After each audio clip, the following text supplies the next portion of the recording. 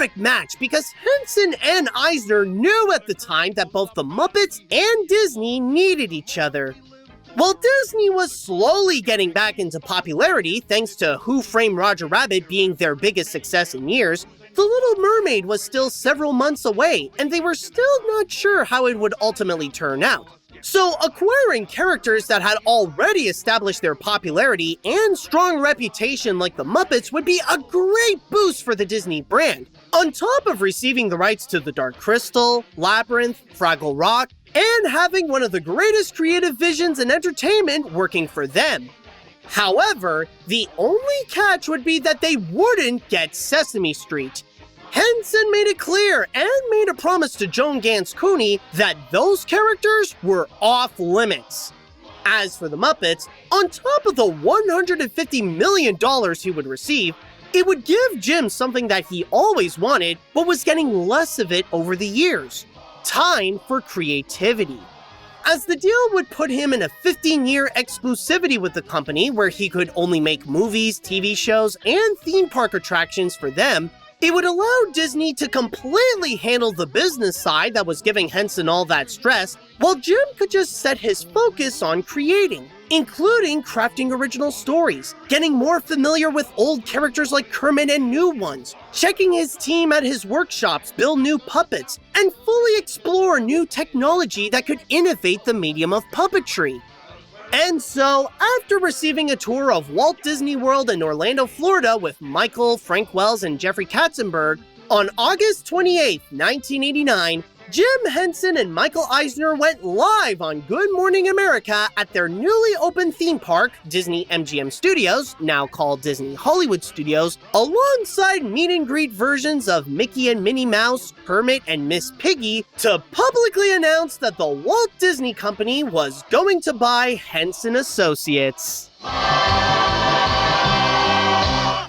Now, this may seem like the perfect happy ending that you'd find in a Disney movie. Like, Jim found the perfect new home for the Muppets, and they all lived happily ever after making new projects for Disney. Yeah, that's nice and all, but there's just one little detail that you need to keep in mind. They only announced that they were going to make the deal. They never said that the deal was done.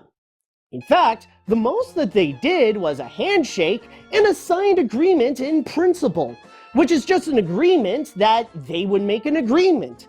I mean, they would have finalized the deal sooner if it weren't for 3 problems that actually made the deal difficult. Problem number 1, Disney's lawyers and accountants.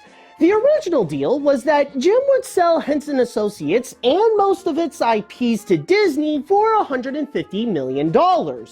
However, the lawyers and accountants love to play hardball to lower the overall value, including the regular payment to Jim and the other performers.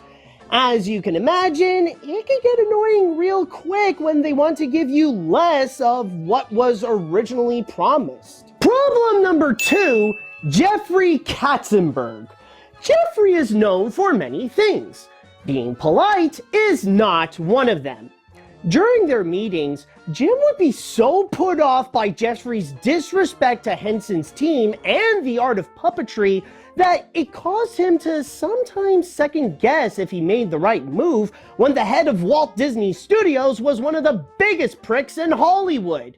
Even Eisner had to continuously apologize for Katzenberg's behavior to keep the relationship going. But hold on, don't think that Michael was one of the better parts of Disney, because he's actually problem number 3. Now, as much as he tried to clear the path to make this deal happen, he couldn't help himself but to keep on asking if Disney could also acquire Sesame Street, not just to own another batch of Muppets, but to also acquire its popular merchandising business.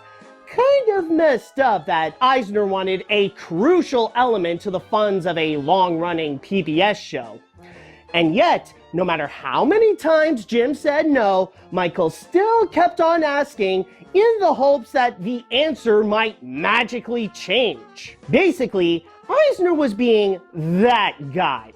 You know, that guy who always seems nice, but can never stop asking his one female friend if they could be more than just friends, or if they could add some benefits to their friendship, despite never taking the hint that the answer is forever no.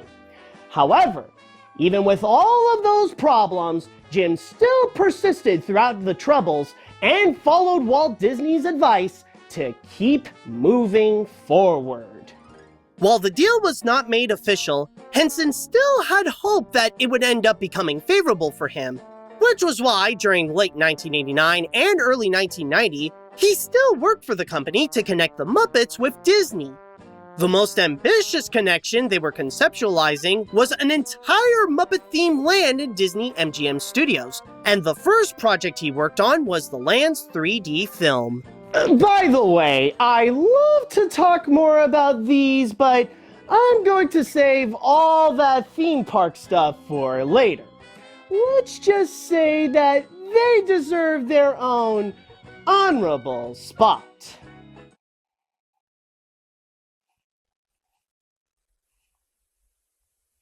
Oh, that's right, I can't blink. At the same time, Jim was also working on commercials, the Christmas parade where he performed as Kermit, and a TV special called The Muppets at Walt Disney World, which was meant to metaphorically initiate the collaboration between the Muppets and Disney that premiered on May 6, 1990. Yeah, well, Mickey and I are old buddies. I didn't know you knew Mickey Mouse. Sure, we're both members of FASA. FASA? Yeah, Fictional Animal Stars of America.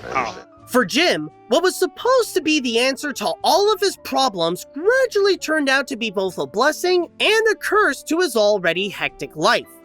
After going through a traumatic failure with the Jim Henson Hour, which put a stain on the Muppets' golden reputation, he looked upon Disney to help manage his problems and get some weight off of his back. And it came with varying results. Creatively, he was the happiest in years and was excited to explore opportunities to entertain people with the Muppets in whole new ways. However, when it came to doing business, it only made Jim's situation so much worse. With lawyers, accountants, and executives constantly demanding to have more of his legacy for less, it turned into a clash of corporate personalities that only gave him more frustration and stress. So much so that, despite never having a reputation of swearing, Jim often referred to it as that goddamn deal. But then everything changed on May 4th, 1990. Henson was a guest on the Arsenio Hall show and brought with him Kermit and Clifford. Earlier, he caught a cold that came with a bit of a sore throat, which hindered his performance during his time on the show. She has a right that'll lay you right out. You know, it's just an old piece of mosquito caught in your throat there. Yes. I would have said I had a frog in my throat, but I won't say that. No. Afterwards, he was disappointed with what happened, but he figured that it would eventually go away.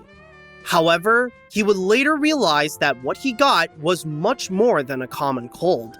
In reality, Jim Henson had 12 days left to live.